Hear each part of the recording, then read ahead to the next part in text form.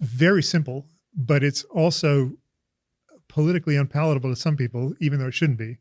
And that's a universal basic income. Sure. If you make sure that everybody has enough to live on, then they don't have to go as your parents did and work in the factory. Absolutely. 50 hours a week. Well, they get compensated just for it to live. They don't have to. They don't have to try to find somebody willing to commission a little sketch of their, dog in order to just have a career in art, right? Yeah.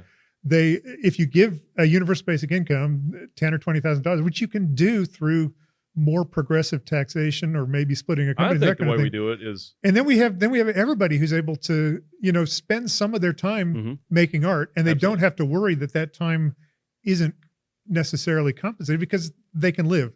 And they can also think. Because otherwise you're just focused on survival. And if you're totally focused on survival, you can't think about anything rationally. Yeah, because creatively. The sad thing now is that people who love art, who love writing, who love comedy, whatever it is, often have to make that work outside of the kind of drudgery that they have to go through just to make rent, just to buy food. Right. And a lot of people fail, or it's too much stress, and we miss out on not just arts, but also, political thinking, philosophy, all that kind of stuff.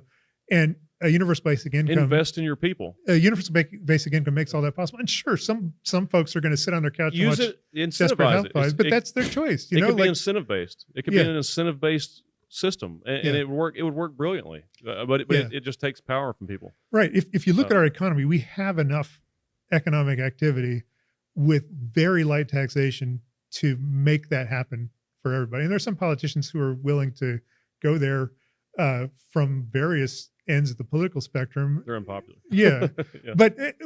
But they're unpopular because people have the this establishment doesn't like them. People have this idea that capitalism is how everything works. You have to work to get money. You have to, the only way to support yourself is in exchange for labor. Well, I think you have to contribute or somehow. Investment, right? But I think why? But I don't think it has to be. Suppose you just want to sit around drawing, cats and ferns, and you're not very good at it. You should have that.